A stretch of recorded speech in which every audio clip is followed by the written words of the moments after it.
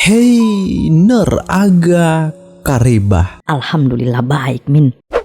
Komentar tergokil kali ini datang dari ner kita Bang Marco 2106. Masya Allah, begitu bahagianya. Semoga yang belum ada pasangan dikasih jodoh yang setara. Alur cerita yang sangat bagus. Wah, makasih loh ini komennya ner. Nih, pantun dulu buat pemanasan. Ubun-ubun ikan bolu. Ini film luar biasa.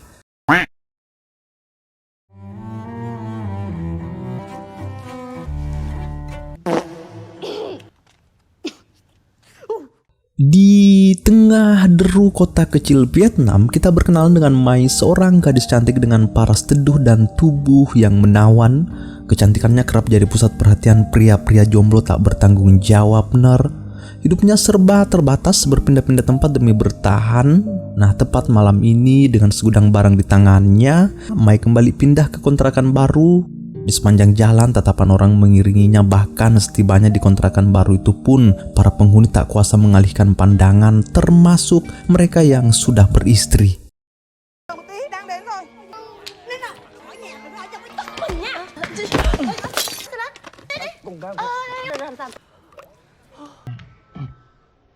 Lingkungan baru ini cukup membuat Mai gelisah. Baru hari pertama saja ia sudah mencium tanda-tanda tak sedap dari sikap para penghuni. Di tangga, Mai nyaris kehilangan ikan cupang kesayangannya Papi akibat ulah seorang pria berkumis tipis. Untung pria itu bertanggung jawab. Ia bahkan membantu membawakan sebagian barang Mai ke atas. Nah, meski begitu Mai tetap tak menggubris orang asing itu, dan sepertinya ia juga penghuni kontrakan di sini. Pemilik kontrakan bernama Bunda Maya, ilmunya menjual tempat luar biasa yang menyambut Mai dengan hangat dan penuh janji. Nak cantik, kamu pasti betah di sini. Tetangganya baik-baik dan alim loh. Semua omongan itu langsung terpatahkan dengan kenyataan. Belum tengah malam, Mai sudah mendengar suara desahan bercampur bunyi gedebak-gedebuk dari kamar sebelah. Mai berusaha tak menghiraukan, sibuk menata barang-barang untuk membuat tempat barunya senyaman mungkin. Namun siapa sangka sumber suara itu ternyata pria berkumis tipis tadi. Ia asik diranjang dengan kekasihnya menanam jagung. Menandai malam pertama Mai di kontrakan. Baru ketika melihat pria itu mengantar kekasihnya keluar kamar, Mai pun tahu jika namanya ialah Sau, dan kamarnya tepat di sebelah kamarnya Mai. Aura playboy Sau begitu menonjol, bahkan yang dibawa juga masih menonjol begitu melihat Mai. Bahkan ketika kekasihnya baru saja pergi, ia masih sempat melempar gombalan pada Mai. Rasa waspada, Mai memilih segera masuk ke kamarnya dan beristirahat karena esok harus kembali bekerja, ya kan Ner? Diam-diam, Sau sudah mencari tahu tentang Mai. Dari sahabatnya Bobby yang mendapat informasi bahwa Mai bekerja sebagai tukang pijat. Kebetulan sepekan sebelumnya Bobby sering datang ke tempat Mai bekerja. Sejak awal memang Sau sudah tertarik, sehingga ia mencoba mendekat dengan cara datang sebagai pelanggan. Baru saat memijat pria bertato itu, Mai sadar bahwa kliennya ternyata tetangganya sendiri. Quay lại giùm em nha. Thì ra làm ở đây. Thôi nằm xuống đi làm. Né tù chị. Ủa, làm gì? Tak disangka mereka bisa berduaan seperti ini. Sau memanfaatkan momen itu untuk mengajak Mai berkenalan dan berjanji akan menjadi pelanggan tetap. Ia kembali mengeluarkan gombalan-gombalan recehnya Ner, bahkan sambil bercanda berkata bahwa koper Mai kemarin berat sekali katanya sampai membuat punggungnya tegang. Sau meminta Mai memijat bagian-bagian yang dibawa. Mai tetap bersikap profesional sebagai karyawan pijat, menjalankan pekerjaannya tanpa menanggapi gombalan itu. Saat melihat ekspresi Sau mulai tak terkontrol, Mai pun sedikit memberinya pijatan spesial. Cái tay này mà. Ê anh ơi, cho mệt, đi chỗ khác sao cho khỏe. Sorry em. Vui chứ? Hẹn gặp lại bữa khác. Wah, meski bekerja sebagai tukang pijat, Mai bukanlah wanita gampangan yang menjalankan SOP yang berlaku, profesional dan menjaga harga dirinya tentunya. Beda dengan beberapa pegawai lainer termasuk Tini yang diam-diam mau melayani lebih jika klien membayar tambahan. Sebagai pria playboy, Sau langsung jatuh mental baru kali ini yang merasa ditolak mentah-mentah oleh seorang wanita. Ia tak menyangka Mai yang berimage tukang pijat ternyata tak mudah didekati. Bobby pun mengakui hal yang sama. Ia pernah berniat menggoda Mai tapi malah digampar. Nah, dari situ Sao justru makin merasa tertantang. Cái massage mà không ai cua được nó đâu. Ai cậu con mày.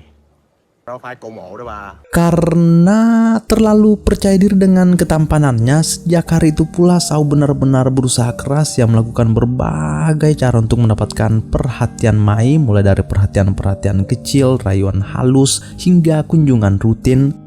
Namun Mai tak pernah membuka pintu. Di tempat pijat pun Mai tetap memperlakukannya sebagai klien biasa tanpa layanan lebih meski Sao sering memberi kode.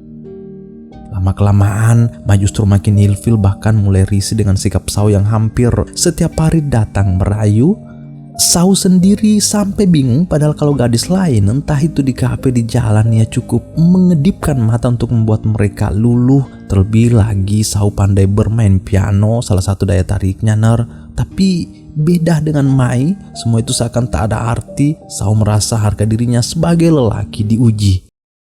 Hey, hồ cá mới. Mang qua cho xanh lá nó xanh lam. Được rồi. Kali ini Sao lebih cerdas. Ia mencoba mengetuk hati Mai dengan membawakannya seekor ikan cupang. Cara ini lumayan berhasil. Mai mau menerimanya. Dalam hati Sao, wah, pintu mulai terbuka ini. Tapi Mai tetap acuh, yang menganggap itu sah-sah saja sebagai bentuk perhatian tetangga, ya kan? Yang ada di pikirannya sekarang hanya bekerja, meski tak membuatnya kaya, tapi setidaknya ia bisa bertahan hidup. Di tengah kerasnya kehidupan ini, ada dua orang yang selalu menguatkan Mai. Pak Rahman, seorang security di tempatnya bekerja yang sering memberi semangat, dan Bu Hong, klien setia Mai yang hanya merasa puas bila dipijat oleh Mai. Bu Hong bahkan sudah menganggap Mai sebagai keluarga dan tempat curhat. Meski belum terlalu lama kenal, mereka sudah seakrab itu. Mai mulai bercerita tentang tetangga barunya yang usil dan selalu mendekatinya, tapi Mai bersikeras tak ingin membuka hati pada pria manapun. Entah kenapa, dari balik senyumnya, Bu Hong bisa melihat Mai menyimpan rahasia dan beban masa lalu yang belum tuntas. Sambil bercanda, Bu Hong berkata, coba saja dulu, siapa tahu cocok. Seperti biasa dalam dunia kerja, selalu ada yang merasa dengki. Tini misalnya sejak dulu ia sentimen terhadap Mai, iri karena banyak pelanggan lebih memilih Mai, termasuk Bu Hong yang kaya raya itu. Tini mulai menghasut rekan-rekan yang lain untuk mencari masalah, bahkan mengancam Mai secara langsung. Beruntung ada Pak Rahman yang selalu membela. Ia tegas memperingatkan bahwa jika Tini berani main kekerasan, ia tak segan melaporkannya ke atasan. Benarlah kata orang, cantik itu ialah luka. Di suatu malam, tanpa disadari Mai, seorang tetangga diam-diam membuntutinya. Meski pria itu sudah beristri, gejolak yang tak terkontrol membuatnya nekat. Làm gì mà? Nhiều tiền.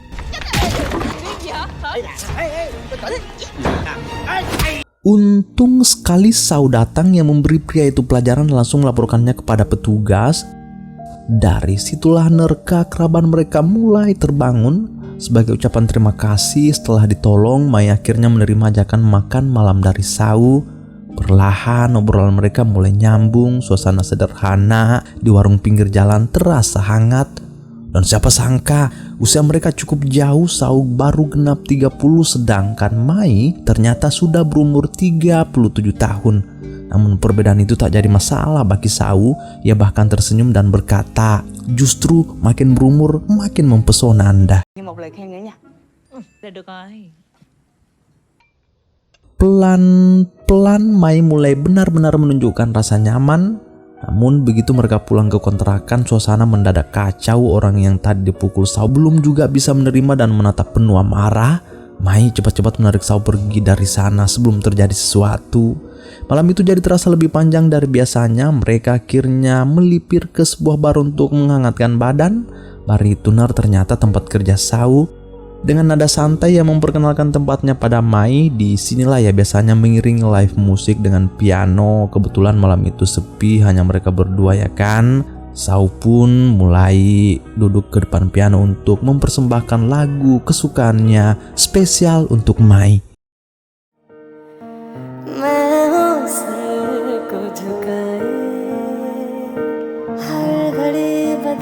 रही है रूप जिंदगी अब दूरियां इतनी है तो मिलना यहाँ कल हो न हो. Hay quá à. Nhanh chân. Để chút. Tiểu thư. Tỷ đó nha. Malam itu benar-benar tak pernah diduga Sau begitu hangat, begitu dekat dengan tetangga yang selama ini hanya ia pandangi dari kejauhan. Mereka bahkan tak sadar tertidur di bar, efek terlalu mabuk dan suasana yang terlalu nyaman. Nah, keesokan paginya saat mereka kembali ke kontrakan, dua orang tiba-tiba datang mencari Mai, Pak Nam dan Bin. Pak Nam adalah ayah Mai, sedangkan Bin yang selama ini jarang ia sebut ternyata adalah putrinya Ner. Di depan Sau, Mai akhirnya mengaku. Momen itu membuat Sau terdiam. Baru kali ini ia tahu bahwa Mai sudah punya anak. Ternyata Pak Nam datang karena ada satu hal penting. Bin segera disuruh pulang agar tak mendengar pembicaraan yang sensitif itu. Dengan wajah cemas, sang ayah bercerita bahwa belakangan ini Bin diteror sekelompok gangster. Ini buntut dari utang Pak Nam yang tak sanggup ia bayar setelah kalah judi. Ia bahkan diancam jika tak segera melunasi utang $2.500 itu. Mai mendengarnya dengan wajah kesal. Dari dulu ayahnya tak pernah berubah hobi judi dan ujung-ujungnya menyeret keluarganya ke masalah tersebut. Kini Mai sendiri bingung karena ia juga tak punya cukup uang untuk menolong sang ayah. Tiba-tiba masalah besar itu menyeruak. Potongan masa lalu kelam kembali menggerogoti Mai. Ingatan tentang perjuangan melahirkan Bin tanpa dukungan siapapun, tentang membesarkan putrinya sendiri tanpa sosok ayah, kembali berputar di kepalanya. Pertanyaan besar yang selalu ia sembunyikan pun muncul lagi. Siapakah sebenarnya ayah Bin dan di mana ia sekarang? Nah, seperti biasa saat pikirannya lagi kacau, Mai mencari pelarian pada teman curhat terbaiknya, Bu Hong. Hari itu Bu Hong mengajaknya ke kafe miliknya untuk ngopi bersama. Peran Bu Hong dalam hidup Mai memang sangat besar. Anak Mai, Bin, bahkan ia panggil bekerja di kafe itu sebagai kasir. Ayah Mai pun sudah lama bekerja di sana sebagai satpam. Bu Hong selalu menjadi tempat Mai bersandar dan diam-diam mendorongnya untuk segera punya pasangan. Ia kembali menggoda Mai dengan pertanyaan tentang tetangga yang dulu pernah ia ceritakan, ya kan? Mai hanya tersenyum tipis dan berkata, dia masih muda, belum cukup dewasa. Mày ăn bận với má, con gái phải có chút lấp lánh với anh còn. Không có nhiều hết, không có nhiều, chị nói. Đây, xe đây. Vô đi em. Sau sendiri perasaannya yang makin menggelora. Teman curhatnya hanyalah Bobby. Bobby sampai geleng-geleng kepala. Baru kali ini aku lihat playboy jadi alay begini, candanya Ner. Nah, sampai di suatu malam emosi ini benar-benar pecah. Mai sampai dikurung di WC. Perasaannya pedih, masalah keluarga belum selesai, tekanan di tempat kerja juga makin berat. Lagi-lagi Pak Rahman lah yang muncul jadi penolong. Seandainya tidak, Mai bisa saja kelaparan di WC Ner. Sambil menitikkan air mata, ia memeluk Pak Rahman berterima kasih karena selalu jadi yang terbaik hingga saat ini. Pak Rahman bahkan sempat mengantar Mai pulang. Harusnya malam itu Mai bisa istirahat, tapi siapa sangka orang yang dulu sempat masuk ke kamarnya ternyata menunggu di tangga. Pilihan satu-satunya pergi dari sana. Mai memutuskan berkunjung ke bar tempat Sau bekerja, mumpung Sau belum pulang. Sejak malam itu hubungan Mai dan Sau terlihat makin intens. Mai yang biasanya kaku dan menjaga jarak mulai melihat Sau bukan sekedar tetangga usil lagi. Memang auranya playboy, tapi ada hal menarik yang ia temukan darinya, hal yang jarang ia lihat pada lelaki lain. Dengan nada bercanda, Mai bertanya, "Kenapa kau menyukaiku?" Sau hanya bisa menatap Sayu lalu berkata, "Kau makin cantik saat mabuk." Gombalan receh khas Sauner. Dan karena sudah tak bisa menanggung semuanya sendirian, di momen inilah Sau benar-benar menyatakan perasaannya. Ia tak peduli Mai sudah punya anak dan bagaimana latar belakang keluarganya. Memang Sau bajingan, playboy, gila wanita, tapi itu sebelum ia kenal Mai. Intinya Sau telah jatuh hati. Sangat serius ia menyatakan itu Ner. Namun, apa jawaban Mai? Tình yêu tôi thích tệ lắm. Dilihat dari matanya, jelas ada alasan besar mengapa Mai menolak Sau, alasan yang berakar pada masa lalu yang tak pernah ceritakan pada siapapun. Ya seperti ingin menghapus semuanya, tapi bayangan tetap membekas.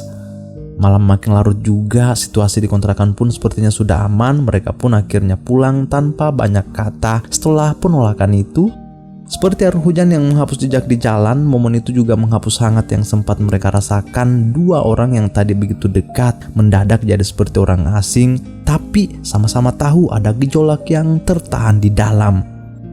Nah, saat Mai hendak masuk ke kamar, Sau masih sempat melempar candaan tipis. Ia berkata,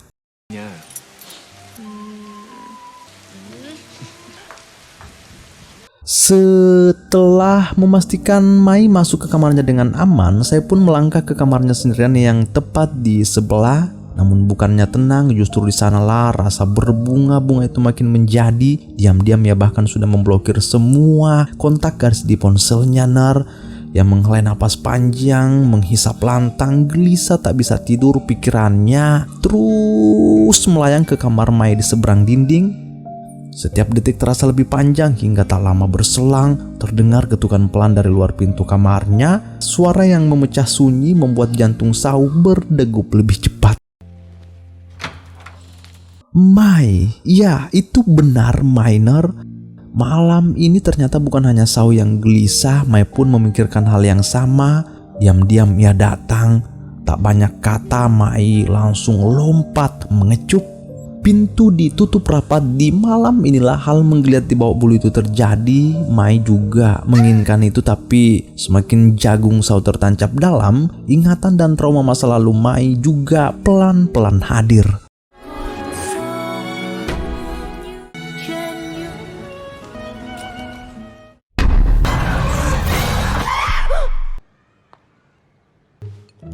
Làm gì ạ? Dạng món này hay món này? Setelah malam membara itu, yang ada di antara mereka hanyalah kebahagiaan demi kebahagiaan. Kian hari kian tak terkontrol, mereka selalu mencari kesempatan dalam kesempitan, entah di kontrakan, entah di tempat kerja. Lama-lama para tetangga pun mulai tahu hubungan mereka. Meski gosip dan usil sering menghampiri, kebahagiaan Mai bersama Sau terasa jauh lebih besar. Mai bersyukur telah dipertemukan dengan sosok seperti Sau. Dalam sebuah surat ia pernah menulis, sulit bertemu orang sepertimu di dunia yang sesak ini. Setelah kau datang, jangan pergi. Nah, dari sinilah Sau makin yakin ia ingin membawa Mai ke arah yang lebih serius. Waktu berjalan begitu cepat hingga tibalah hari yang mengajak Mai ke rumah keluarganya. Setibanya di sana, Mai terperengah. Sau yang selama ini ia kenal sebagai penghuni kontrakan sederhana ternyata anak orang kaya, rumahnya bagis tanah. Dengan gaun merahnya yang indah, Mai berusaha menyiapkan diri untuk masuk ke dalam. Awalnya ia mengira Bu Mami ini yang menyambutnya adalah ibu Sau, ternyata hanya bibinya. Tak lama, Bu Hong hadir.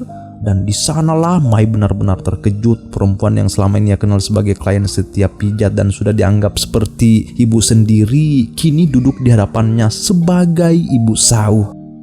Wah, bagi Mai semuanya campur aduk, malu, segan, dan tertekan. Apalagi ketika bibi Mami mulai menanyakan pekerjaannya yang hanya tukang pijat, umurnya yang jauh di atas Sau dan statusnya yang sudah punya anak. Semua hal itu tentu sudah diketahui Bu Hong juga. Ia sendiri tak menyangka bahwa pria yang selalu ceritakan Mai ternyata putranya. Sau pun baru tahu bahwa ibunya dan Mai ternyata saling kenal. Bu Hong berusaha menyikapi ini dengan tenang tanpa maksud merendahkan Mai di depan keluarga. Namun tetap saja bagi Mai rasanya seperti berdiri di antara langit dan bumi.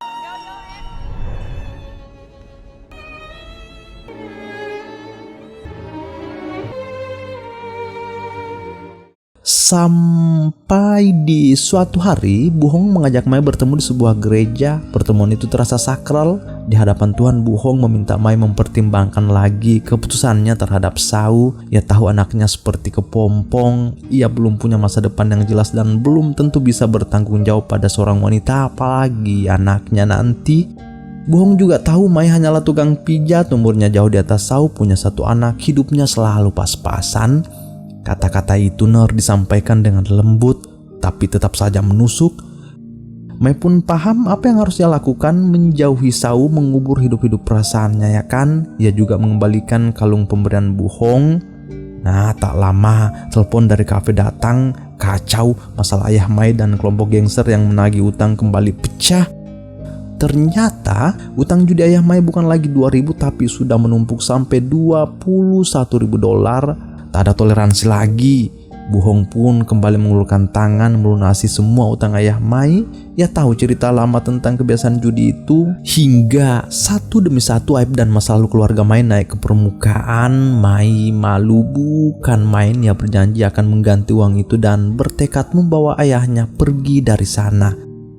Gosip tetangga mulai terdengar juga, julukan-julukan pedas dilemparkan kepadanya, tapi Sau tetap berusaha menutup telinga. Tetap ada untuk Mai.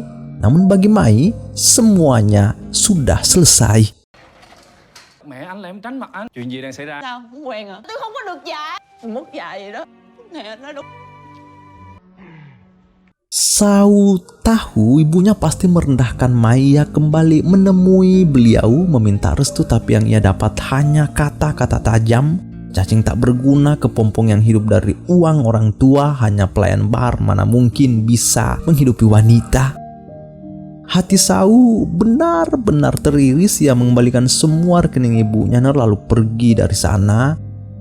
Nah, sejak saat itu ia bertekad hidup mandiri, membuktikan bahwa ia pantas diterima, bukan beban, dan bisa memberi kehidupan yang layak bagi Mai yang mulai mencari kerja ke sana sini, menawarkan diri jadi guru piano, tapi tak banyak yang mau menerimanya. Di sisi lain, Mai pun makin tertekan, Tin semakin kasar dan menghina. Kesabaran Mai pun habis, emosinya pecah. Ia mengamuk, membanting barang-barang dan memukuli balik si Tini. Kekecauan itu membuatnya diberhentikan dari tempat kerja. Kini berapa hari telah berlalu atas kerja kerasnya. Sau pun akhirnya kembali menemui Mai membawa sebuah kalung dan cincin emas dari uang hasil jerih payahnya sendiri, bukan uang ibunya. Yang ingin menunjukkan keseriusan dan tanggung jawabnya pada Mai. Namun meski begitu, Mai tetap menolak. Ia tahu hidup Sau dan hidupnya seperti langit dan bumi. Đẹp. Cho anh đem tờ giấy nha. Sao? Đưa tao đi. Tuổi rồi. Muốn yêu. Namun pada akhirnya Sau dan Mai memilih bersama apapun resiko yang akan datang. Mereka siap hadapi berdua. Segala kata-kata keluarga Sau nanti biarlah jadi urusan belakang. Nah, malam itu juga Sau membawa Mai kembali ke rumah keluarga. Momen yang ia pilih untuk meminta restu sekali lagi lewat cara makan bersama. Yang bikin heran, di sana muncul Bobby. Ternyata si Bobby itu putra Mami, sepupu Sau sendiri. Kejutan lain, anak Mai, Bin, juga ikut hadir. Semuanya seperti dipertemukan di satu meja yang sama. Dengan wajah tegang dan suara bergetar, Sau berlutut di hadapan ibunya memohon restu. Tapi Tương lai cho con chị, tương lai cho con em. Hai đứa chia tay nha. Anh em. Hết sức tử tế rồi. Còn em nữa. Biết ba con bình lại không? Không. À cho má. Để anh đừng có nói ai. Mày cùng quê với Mai. Không bao nhiêu tiền tao. Mai. Nó đẻ ra con này nè. Nó làm đĩ đó. Tất cả những điều xấu xa ở đây. Tao nghĩ mày chưa hiểu nhiều về. lagi-lagi rahasia yang selama ini Mai simpan terkuak di depan keluarga Sau. Semua berawal dari Bobby. Selama ini Ria sering datang ke tempat pijat Mai bukan sekedar pelanggan, melainkan untuk mengorek informasi. Rekan kerja Mai, Ana yang kebetulan satu kampung, ikut membocorkan masa lalu Mai karena dibayar lebih. Fakta itu pecah seperti petir di ruang makan. Sau sampai terdiam. Ia mengira keluarganya mengarang cerita itu untuk menjatuhkan Mai, padahal itu semuanya fakta. Ayah Mai sendiri akhirnya datang, disogok oleh pihak keluarga dan mengakui semuanya. Di hadapan semua orang ia berkata bahwa dululah dia yang menyeret Mai ke jurang gelap demi membayar utang judi. Mai bukan perempuan murahan seperti yang dibicarakan orang. Ia adalah korban keserakahan ayahnya sendiri. Semua yang terjadi di masa lalu termasuk kelahiran Bin bukan karena keinginannya sendiri, tapi karena keserakahan sang ayah. Bu Hong menatap Mai dengan wajah getir. 1000 alasan ia keluarkan agar putranya menjauh dari keluarga yang menurutnya kotor. Bagi Mai, momen itu seperti disayat. Baru hari itu ia juga benar-benar tahu bahwa kejatuhan masa lalunya adalah akibat perbuatan ayahnya sendiri. Nhà nghèo quá. Nào lớn lên không một lần bị mất. Có nợ quá trời. Tới nhau không có tương lai đâu. Tốt cho hai đứa thôi. Nó có tương lai chứ. Mày thương cái gì? Không sao đâu, con không sao hết. Bắt ta vô ta yêu mày. Cái con massage thôi mà. Bagaimanapun kerasnya mereka bertahan, masa lalu, kasta dan dunia seperti tak pernah memberi jalan. Quá khứ của Mai nhớ nè. Nhưng cô muốn cưới Mai.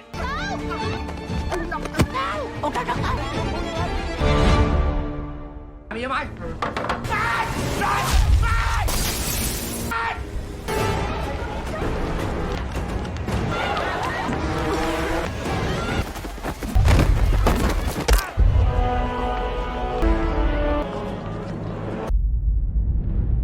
Ayah Mai kini terbaring kritis setelah jatuh di tangga akibat mengejar uang-uang itu. Ibu Sao sendiri jatuh sakit karena shock menghadapi semua kenyataan. Sebagai seorang ibu, sebesar apapun ketegasannya, Ner pasti tetap menginginkan yang terbaik untuk anaknya, ya kan? Nah, di tengah badai itu, Mai dan Sao akhirnya kembali bertemu. Sao datang dengan tekad yang sama, ingin terus memperjuangkan perasaan mereka, tapi Mai sudah sampai di titik letih. Matanya sembab, suaranya pecah. Ia berkata pelan bahwa malam ini adalah pertemuan terakhir mereka. Bukan karena rasa yang hilang, melainkan demi kebaikan orang tua, demi keluarga, dan demi memutus siklus luka yang terus berulang. Sao hanya bisa terdiam. Tak ada yang lebih pedih daripada mencintai tapi harus melepas. Có được đây em, sẽ một điều thôi.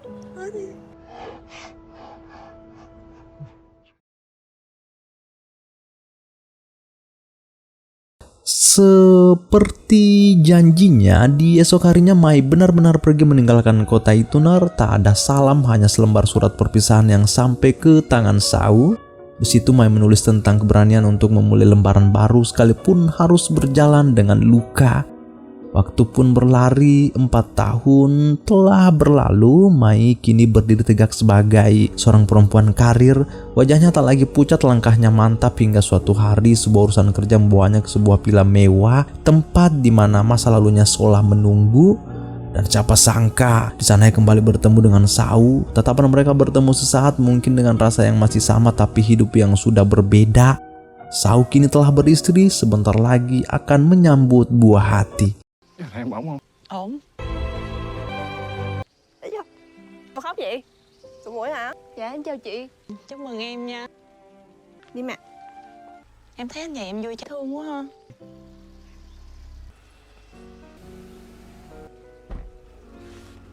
Sếp không ngồi đằng sau à? Hôm nay chị ngồi đây. Để chị xíu. Di kota yang sama, dua jiwa pernah berusaha melawan takdir. Mereka saling menyembuhkan luka di tengah dunia yang tak pernah ramah, membuktikan bahwa cinta sanggup mengubah arah hidup meski tak selalu bisa dimiliki. Kadang justru dengan melepaskan, kita menjaga yang kita cintai tetap utuh. Dan pada akhirnya, bukan siapa yang kita genggam, melainkan siapa yang kita doakan dari kejauhan. Kisah ini mengingatkan kita bahagia bukan soal memiliki, melainkan soal berani mencintai dengan tulus meski akhirnya harus berpisah. Kini telah usai. Siles Rekum Malebe dimanapun kalian berada, Aceh, Sumatera Utara, Sumatera Barat, Riau, Kepulauan Riau, Jambi, Sumatera Selatan, Bangka Belitung, Bengkulu, Lampung, DKI Jakarta, Banten, Jawa Barat, Jawa Tengah, di Yogyakarta, Jawa Timur, Kalimantan Barat, Kalimantan Tengah, Kalimantan Selatan, Kalimantan Timur, Kalimantan Utara, Sulawesi Utara, Gorontalo, Sulawesi Tengah, Sulawesi Barat, Sulawesi Selatan, Sulawesi Tenggara, Bali, Nusa Tenggara Barat, Nusa Tenggara Timur, Maluku, Maluku Utara, Papua Barat, Papua Barat Daya, Papua, Papua Tengah, Papua Pegunungan, Papua Selatan, terkhusus Maros Baru, Parepare, Pinrang, Sidra, Penrekang, Toraja, Mamuju, Palopo, Lu, Poso, Palu, Makassar, Bone, Sinjai, Goa, Takalar, Jeneponto, Bantaeng, Bulukumba, Selayar, dan masih banyak lagi. Jangan lupa subscribe. Terima kasih sedalam-dalamnya telah menyempatkan diri mampir ke channel sederhana ini. Oh iya, apakah yang bisa kita petik dari kisah ini, Cep? Coba komen di bawah. Selamat bersua di video selanjutnya. Bye-bye. And every time I try to fly, I'd fall without my wings. feel so small. Guess I need you, baby.